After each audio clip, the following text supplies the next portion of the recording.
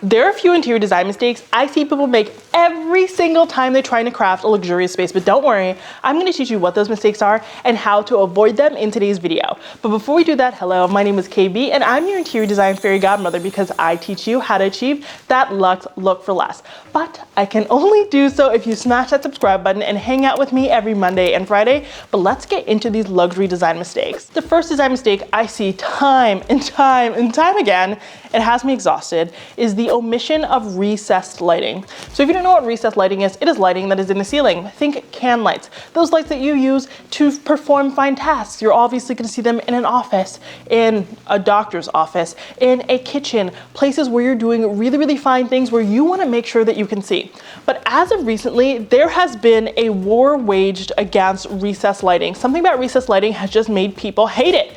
And it's a mistake. Avoiding recessed lighting altogether is a mistake because, as I said, it allows you to see and do the fine tasks you need to do. I'm not saying that you can't also have mood lighting. Please have the ambient lighting, have the mood lighting, have the little cute accent lamp and the task lamp and the little lamp on your coffee table. Please give me more of that.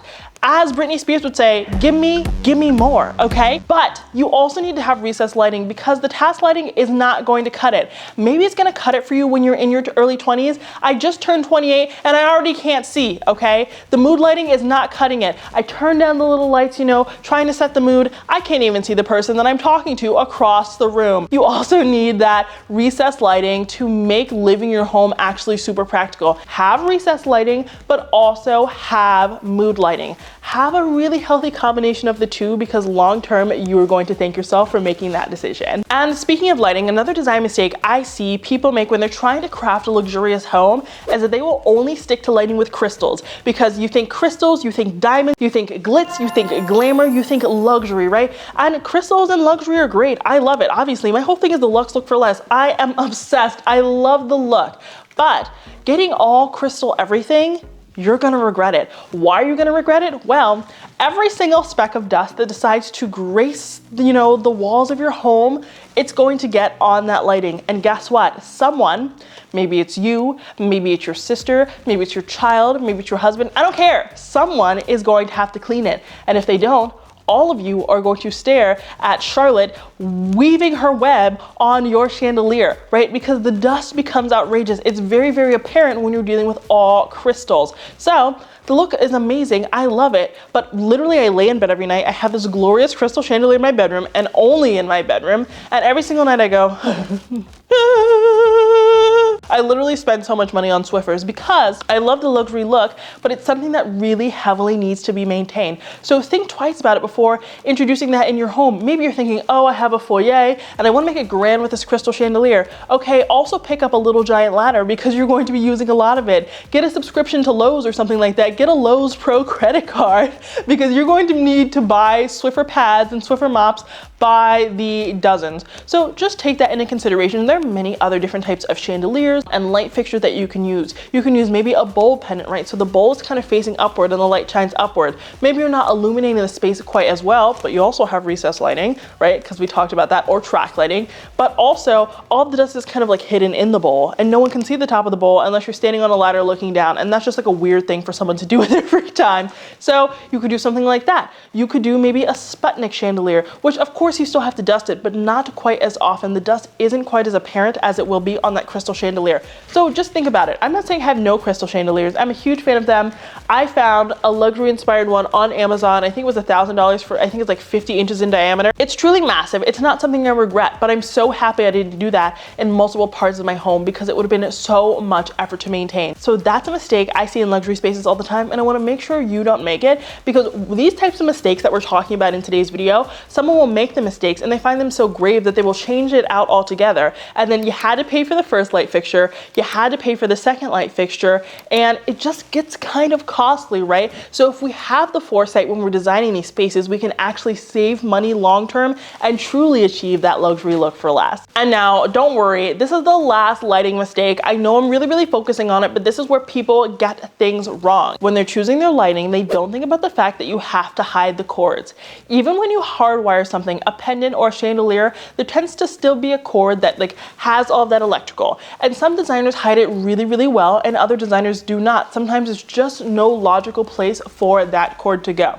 So you need to be really particular about the lighting that you choose, because if the cord is going to be front and center in your face, you might want to opt for something else. And this isn't just an issue when we're talking about chandeliers and things like that. It could be something as simple as a picture light. Picture lights are huge. They're super helpful. I love picture lights and using them to illuminate my artwork. But if I'm using one that isn't battery operated or USB rechargeable, it has a cord. Even if it's hardwired, it has some type of hardware that can sometimes be seen. So you need to think about the placement of that light fixture. Is it going to sit behind a painting? Where are you going to run that cord if it has one? Where are you going to hide the hardware that allows it to flow into the wall? How are you going to do all of those things? So you need to be very intentional and strategic with the placement of these lighting items in your home. Now, as I said, something I do to kind of get around this is I use battery operated and USB picture lights, because this has saved me a ton of effort. Because I found even when I was buying the hardwired ones, as I said, it would still have certain brackets, right,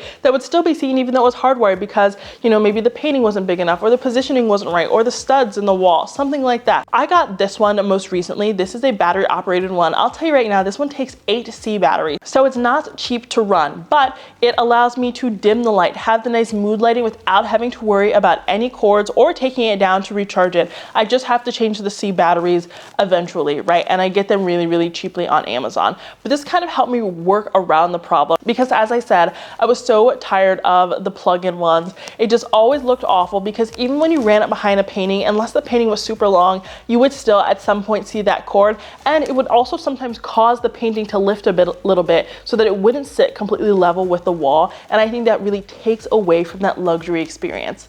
The next design mistake has to do with curtains, and curtains are always a really, really sore topic. I'm telling you, whenever I'm planning my content, when I talk about curtains on Instagram, I know the people are going to be angry with me, and I know that it's going to be a hot topic. So something people get wrong in luxury spaces all the time is they will buy the most grand long curtains, and they tend to be velvet, and I'm a huge fan of them. I think the longer the curtain, the better. They look so luxurious, they look amazing.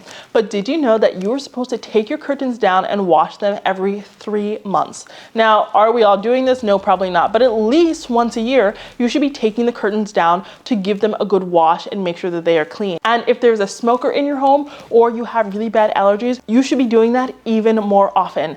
That means you're getting up there on a big ladder and you're washing a lot of stuff all of the time. It can be costly and it can be quite labor intensive. So instead of doing really long curtains every single place in your luxurious home, maybe pick and choose. It's totally okay to mix and match window treatments. So your drapes, you can have really beautiful long drapes maybe in your living room, because that's where you entertain, that's where you spend the most amount of time. But maybe in your bedroom, maybe you could have Roman shades or something a little bit more minimal, just so that the upkeep isn't as significant. I love crafting luxurious spaces, but you always have to think about the maintenance and whether that's something you can maintain. Can you maintain the maintenance?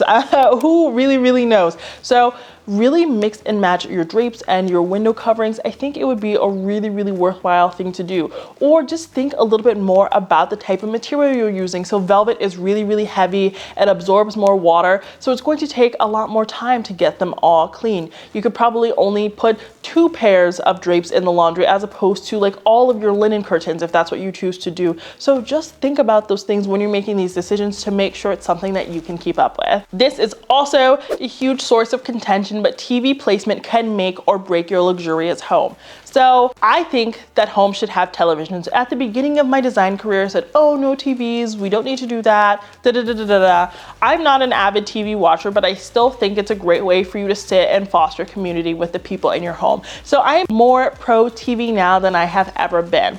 That being said, people, when they're crafting luxurious spaces, will try so freaking hard to make their TV seem like it's not there. They end up putting their TV in a place that's really inconvenient for television watching. This results in you rearranging your furniture all all the time. Your living room therefore being in disarray, or your living room that you invested so much time and money in being a space that you don't even use. All three of those things are big no-nos. We don't want that. So instead of putting your TV somewhere super inconspicuous so that you can't watch it, or you find yourself opening up a folding chair in the middle of your living room so that you can actually see your damn TV, let's just be more strategic with the television placement or how we incorporate the television into the design. For example, we can get a frame TV if we have money for it. We can get something like this tape you see here. This is just peel and stick trim that I put around my TV. It gives it the look of the frame even if it wasn't a frame TV. And then you can just get a screensaver from like YouTube, and put it on there. There's also this really cool thing called $1 Billion Art Gallery. It's a USB stick that you can stick into your TV, and it has screensavers that will just always stay on. So again, you get that frame TV look for less. You can also incorporate your TV into a gallery wall. You can put a tapestry over your TV to serve as like a covering for your TV. You can put a piece of art on a hinge to cover that television. You can hide your TV behind drapes if you are putting your TV in front of a window and have it be something that you cannot see unless the drapes are pulled open. Your TV could be put on an easel that has wheels so that you can really easily move it around your space to kind of suit your needs. You can get that really fun but kind of expensive LG TV that's on like a little stand, and you can kind of wheel it around your house like Wall-E. There are so many different options for making television functional for you. Something that I personally like to do is I like to have my focal point on a different wall as the TV. So even though my seating is oriented towards the TV, the focal point is always going to steal the show so that my TV is kind of in the background, even though it's very obvious that it's a TV. So I have my grand wall with my gorgeous mirror and my Kadir Bolis, and then on the other wall I have my television. Sure, I have a television, but it's not the first thing you see, so you can be really strategic with your furniture placement to make that the case for you as well. You shouldn't have to struggle to watch TV in your home. You deserve to watch your Housewives. You deserve to watch the Pens lose every single time they play a game, even though Sidney Crosby is the best thing to ever happen to hockey. You should be able to watch whatever it is you want to watch, and this is going to make that possible. Now, an added benefit of having luxurious space is that you often have more rooms, and that is such a privilege and one that we should all be grateful for. But something I see people get wrong all of the time when they have a lot more space, maybe they've upgraded, they were blessed with a larger space, is that they make every single space look the same. We want there to be diversity within our style.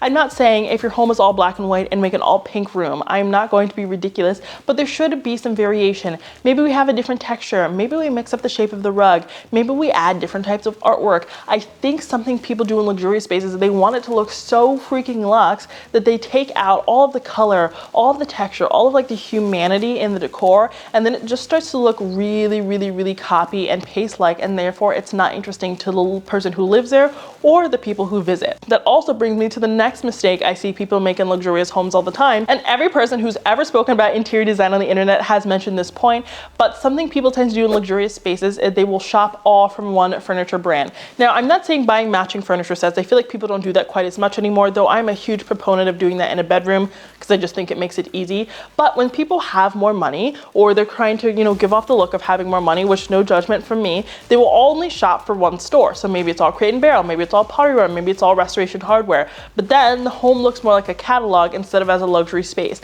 I think there has been this misconception that luxury is a 100% completely a representation of what they're doing in catalogs, but you have to remember what they're doing in catalogs is trying to sell you their furniture. So of course, every single thing in the catalog is going to be from that space. That doesn't mean you can't create a similar or even more nuanced look by maybe buying, 75% Pottery Barn and then 25% something else, right? The mixing and matching is what's going to make it look a little bit more interesting, because I think what happens with that is, I don't really care where you buy your furniture from, like whatever makes you happy. If you have the means to buy all your furniture from like custom, that's totally amazing, or all of your furniture from Restoration Hardware, that's amazing. I'm glad that like you've achieved that level of success, like really, truly, honestly. But I think what happens is we actually end up experiencing furniture fatigue sooner rather than later, because then we open the catalog and that exact bedroom that we bought down to the T isn't trending anymore, and then we're like, oh, this isn't good. So then we end up changing our living room sooner than maybe anticipated, just making even tiny swaps. Maybe it's changing out our pillows or switching out the rug, and those things really add up, and again, it makes crafting that luxurious space even more expensive. So instead of like copy and pasting and buying entirely from one store, I think just mixing and matching a little bit more is going to keep you satisfied with your space for longer, and it's just going to be more visually interesting because you have so much more going on in terms of depth. And the final interior design mistake I see people make in luxurious homes or in an attempt to craft a luxurious home all the time is to be really, really boring with their artwork. I think that artwork as of late has become almost an afterthought when it comes to design. We spend money on sofas, we spend money on coffee tables. We think about everything that's kind of just like below eye level, but we don't think as much about, you know, what's going on the wall and things like that. So we'll spend all of our money on a sofa, which of course you should spend good money on a sofa to make sure it's comfortable and it can stay with your family for years and years. But we're also not thinking about what we visually take in all the time. We're only thinking about, you know, kind of like the physical. We're not thinking about the visual. And I think that is equally as important. So then we'll end up with artwork that's not very dimensional or it doesn't look super realistic. And then we find ourselves really nitpicking our space because it doesn't feel quite as elevated because we have the elevated furniture, but then that artwork really, really brings it down in terms of quality and feel. So I encourage you to maybe invest in one piece of artwork. Maybe you're going on Saatchi. Saatchi is one of my favorite places to support artists. Etsy, tons of really phenomenal artists, beginner artists, have artwork that is the exact same price as that artwork you're buying from Home Goods, but you're getting to directly support them and you're getting something with texture, with emotion, with just so much in it, so much love poured into it that it's truly going to be irreplaceable. And maybe it's not the exact same black as your coffee table or something like that, but I think that the most beautiful homes are the ones that are curated where at least the artwork has a significant feeling to you. You have heard me say this time and time again on my channel. I don't think that every piece of furniture you bring into your home should have a special meaning to you. That has become a huge trend now that people are into vintage furniture. I truly could not care less about the story of my chair. It came from anthropology, okay? And it's okay that it doesn't have some really deep, long history that I'm gonna read about in history books. That is really just unnecessary, and that just sounds really, really expensive, and I don't want to be haunted. But I think artwork is a little bit different. I think it's one of those other things that we get fatigue with, especially when we're doing like, you know, we're doing the black and white print that they sell in like 50 different variations from like all of the different luxury stores. I think if you have something that speaks to you, you're gonna keep it up for years and years. When I look at my own space and I think about what has been in this living room the entire time I've been creating content, the entire time I've been designing, it has been my Kadir Boli paintings. Those paintings have caused so much controversy online. Some people say it's the most disgusting thing they've ever seen. Some people are like offering me thousands of dollars trying to buy them for me. But it's something that resonates with me so deeply that I'm always going to work them into my design, and they're always at the forefront of my mind. So I think artwork has, you know, kind of shifted to the back burner, but I think it should be more forward. I'm not going to say that without also taking into consideration that artwork can be really expensive, but as I said, there are tons of really great resources like Saatchi, Instagram shopping, Etsy, and so many other ones where you can buy vintage artwork. I've even started using this like bidding platform. I'll put the details down in the caption, and it allows you to bid on artwork from different auction houses. So again, this can be a really great way to get affordable original artwork. I think if you start putting more original pieces, maybe just one or two, you're going to have less fatigue with your walls, and the entire space is going to feel a little bit more elevated. I'm telling you, I've worked with hundreds of clients at this point, and I feel that they always feel most disappointed in the shopping process when we're looking for mass-produced artwork. Mass-produced for a lot of people is almost never the solution. Honestly, I'd rather you get a print, you know, that maybe doesn't have that texture, maybe you just like blew it up at a local Walgreens.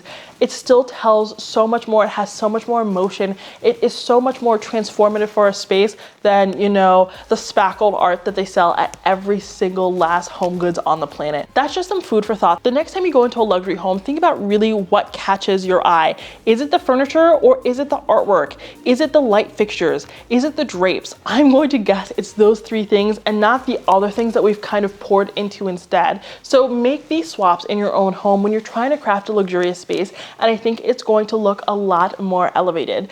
Thank you so much for watching today's video. I hope you're walking away feeling more and better equipped to decorate your home in an elevated, sophisticated way. And if at any point in this video you felt offended, please don't. Luxury means something different to everyone, and you don't have to aspire to want a luxurious home, but a lot of people here do, and I am here to help you do so.